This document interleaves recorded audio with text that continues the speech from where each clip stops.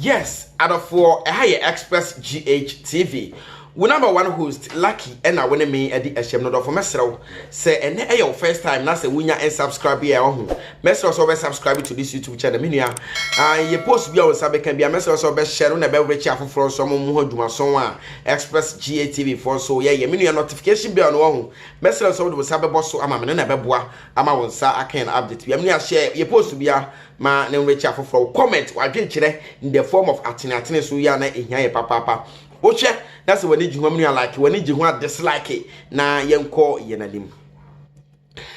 And say yekoye subsidy na eboshi akopiem ewo abrante a ye friend say Kevin Boy lie yes abrante no na so ye nyinanim say Kevin Boy de oboni dia ba bi ogina no ekọ na papa a ye friend say Stone Boy so egina that's why say omumienu enye ba ko se ne first no na omoye no abrante na ba bonte abeke kanadwen e de akire Stone Boy and the fans for enye asem kuma and at the same time no so Shatawale the controversial guy ono so ababonten abeka asem bi dia fa reggae music so ehun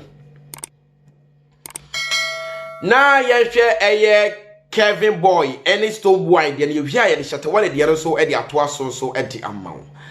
yen yenim ababa wa bia ye friend say Ovi yes Ovi ababa wa bi ono so ye reggae dancer artist afrobeat we ni nyina ababa wa ye good na ababa wa ni papa ye friend say Stone Boy na omonam ene otimi say Stone Boy na kwada mu na kwada na no ne no nam so ade ansa de hu ye ne say Ovi so atwe ne ho e de afri eye Stone Boy ho oh ewiase de say na tie nipa de won ne nam a like umbetimi separate na separation e course na ka ehwa anim say Ovi betimi akonanim no ma betimi akoso ye de ama ababa we na so video bi a popping out na nkrofo bi twa picture bi kura na da so betimi say na ababa we no ye live video and betimi say depression a cheno sana na Ghana fo bi num so adwen na bi m kura adwen say oh ababa we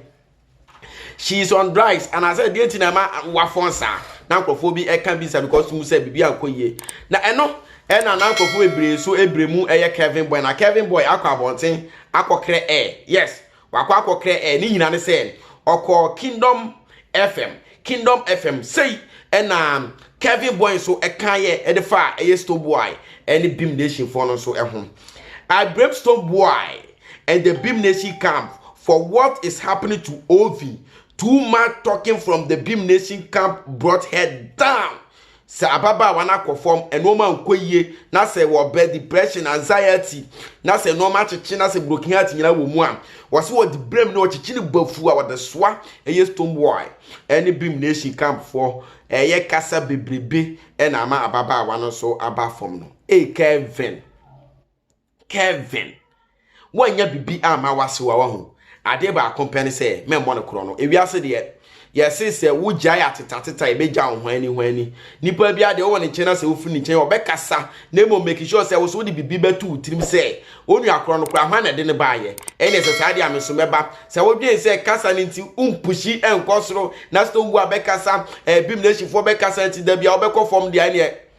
minim adun kra wo tirim ene wo ye ready so be movie men kan kire ye say too much talking ena ama ababa wana ba form enye nokore onu ankasa na yenim de ekoso between onu ankasa na brabo because too much talking say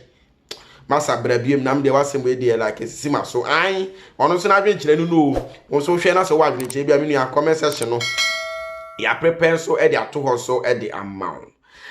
Shatawale ababonte abeka asem be dia fabric music won nyina ne say Shatawale si wo bisa o okotworo ne say was do you guys think I should push more reggae on the GOG album was mo dwen say was we push more reggae e was album so ana e no ansa aka say babeka say was my son Shalif Abdallah said if I play reggae printing them go talk say so we mind they smoke these days. Alano saying you did there. This guy there wait or say